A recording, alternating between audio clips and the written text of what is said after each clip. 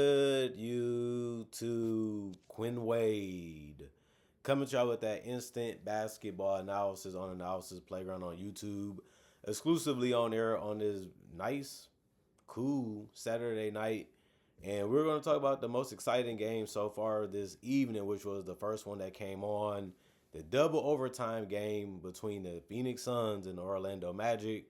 The Suns won it 113 to 110 because of a game winning shot by Jalen Green in the right corner at the 3 point line, and he drained it. The Magic go to 29 and 26. They're 11 and 16 on the road.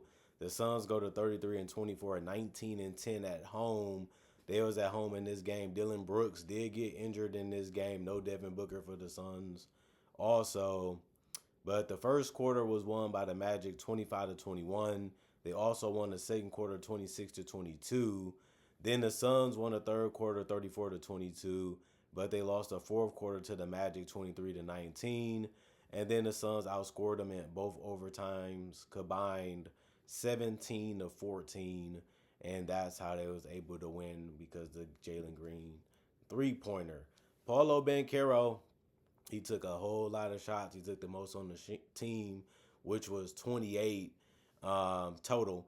And he's finished with 26 points in 47 minutes. He also went 11 of 28 from the field, 0 of 2 from 3, and 4 of 4 from the free throw line. He finished with 26 points. He was really attacking. He was getting a lot of dunks, a lot of finesse finishes around the rim. His jump shot wasn't working as it needed to for them to be able to get the win, but they needed somebody to put up shots. He said, I do it. I'm used to doing it.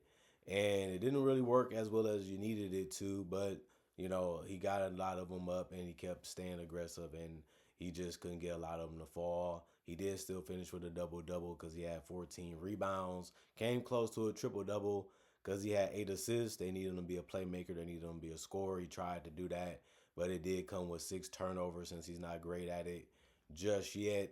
He did also get 4 blocks, which was the most on the team tonight. And he also had 2 offensive rebounds. No personal foul, was a plus 10 and plus minus.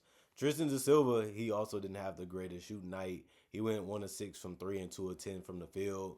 He usually plays way better than this, especially on the offensive end. Not the case tonight. They needed a lot more out of him if they was going to be able to win this one. He did have 9 rebounds, though, and 3 assists. He also had 3 blocks, 2 offensive rebounds, 2 personal fouls, and was a plus 13 and plus minus. Wendell, he didn't do much either when it comes to the offensive end. He had 7 points, and he only took 4 shots, which is low for even him.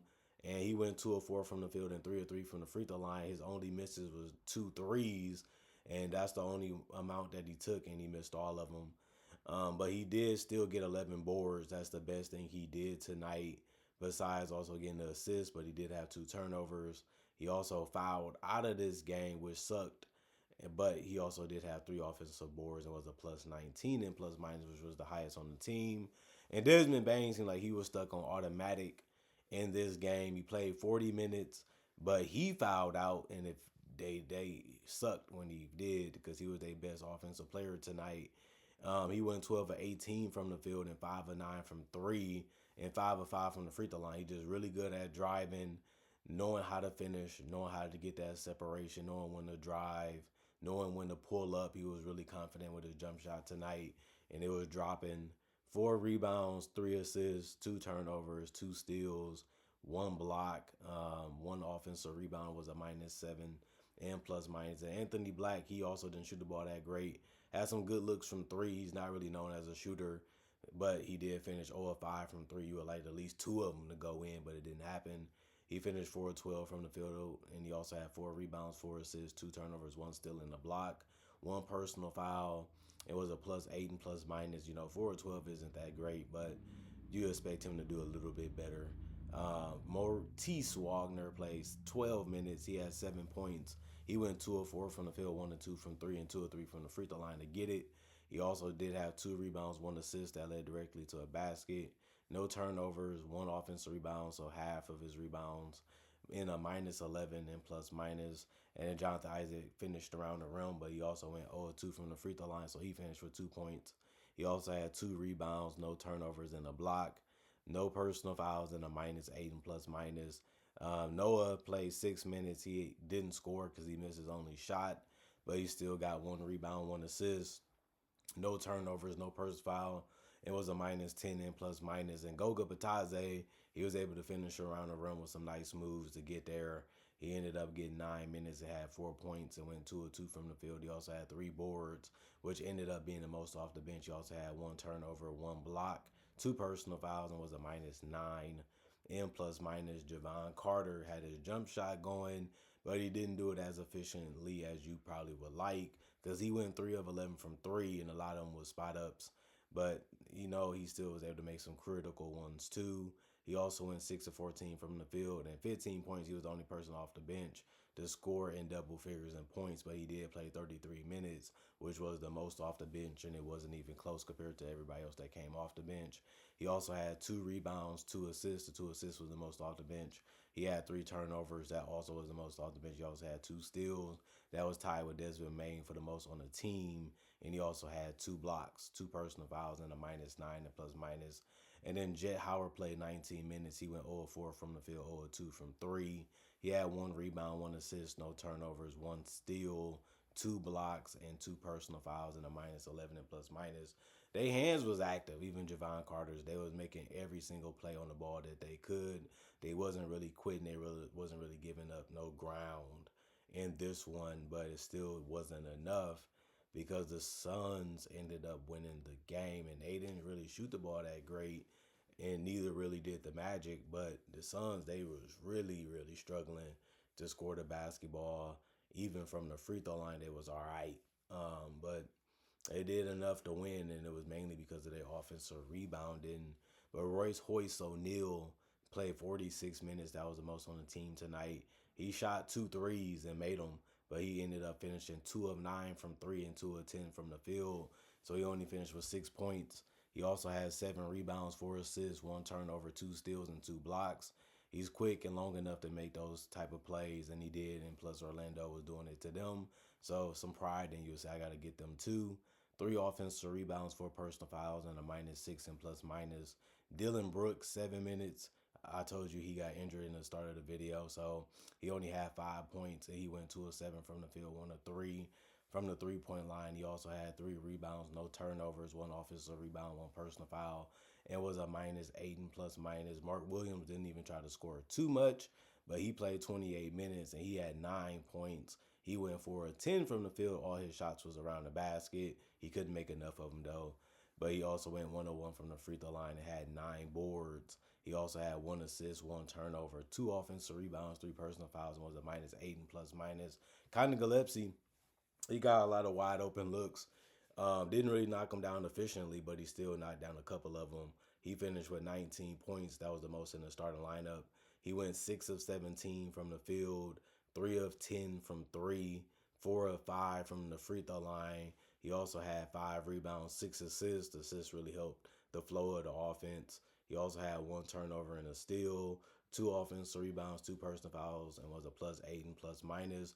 And Jalen Green got the start because of no Devin Booker and other injuries, but he ended up playing 37 minutes. He had 16 points. He went 6 of 26 from the field. His jump shot was just broken in this game, honestly. And he also went 2 of 11 from three, 2 of 6 from the free throw line. He did have 7 boards, which was tied for the most in the starting lineup with second for most in the starting lineup with Royce O'Neal. He did have 5 assists, 1 turnover, and 3 steals, and 3 personal fouls and 3 offensive rebounds. Was a 0 and plus minus. Isaiah Livers, 15 minutes. He went 0-4 from the field. He missed his only 3. He also had 2 rebounds, no turnovers, 1 offensive rebound, no personal fouls, and was a -6 and plus minus. Also, Iguodala played 30 minutes. He had 11 points. He went 5 of 7 from the field. Majority of his points is going to come from the paint, if not all of them, but he did make a free throw.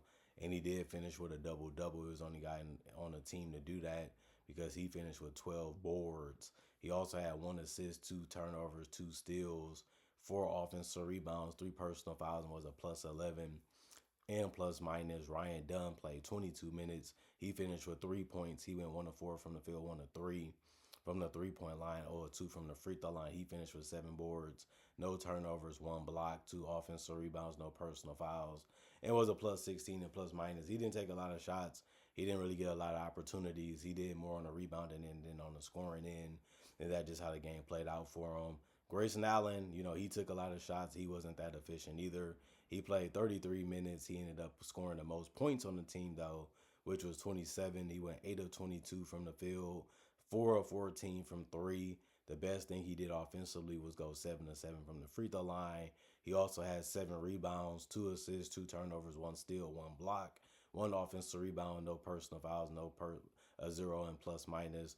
You're just happy that he had decent looks throughout the game. You're just not too happy that he didn't make a lot of them, but he did enough because they still ended up doing enough to get the win. Jordan Goodwin had a lot of floater type of shots going in the paint, and if he wasn't doing that, he went 3 of 4 from three, 2 of 2 from the free throw line, and finished 6 of 10 from the field, and finished with 17 points in 25 minutes. He also had 6 rebounds, 1 assist, no turnovers, 2 steals, 3 offensive rebounds, 4 personal fouls, and was a plus 6 and plus minus. And then Bouye played 2 minutes. He didn't do enough minutes to make a contribution as he went and got zeros across the entire board besides going plus 2 and plus minus. Other than that, like I said, the Suns didn't shoot that well, but they shot way more shots. They shot 117 field goals. They only made 34% of them. The Magic shot 98 only compared to the 117 of the Suns, but they only made 43% of theirs anyway. 39 3-pointers taken by the Magic. They only shot 26%. 55 taken by the Suns. They shot 29%. 19 free throws taken by the Magic. They shot 84%. 24 taken by the Suns. They shot 71%. They shot more free throws too. 65 rebounds from the Suns. 53 for the Magic. 20 assists for the Suns. 24 for the Magic. 8 turnovers for the Suns. 16 for the Magic. And then 11 steals for the Suns, which helped them get back in the game and get the lead a little bit too. The Magic only had 4 blocks for the Suns. The thing that helped the Magic was those 15 blocks compared to the 4 of the Suns, and it helped their field goal be a little poorer. But the problem was they had 22 offensive rebounds, the Suns did, and the Magic only had 10. They got out-rebounded offensively by 12. Both teams did have 43 defensive rebounds, and then the Suns got 20 personal fouls. The Magic committed 21. Like I said, the Suns shot 24 free throws. The Magic only shot 19, but the Magic shot 84%, and the Suns shot 71%. So close game, could have went either way. Could have actually went 3 overtimes, and we still wouldn't know how the game would have went, who would have stepped up and been able to help their team get the win. But the Suns ain't complaining. They found a way to get it done. They played hard. They kept being aggressive. They kept fighting and battling, especially in the paint. They made enough perimeter shots, even though they didn't shoot it that great. And it was just a mucked up game. But at the end of the day, somebody had to win it. Somebody had to come out there and perform, for both teams. And they both shot poorly. They both had struggle moments, but it made the game more interesting because somebody was going to have to say, I want to win this game.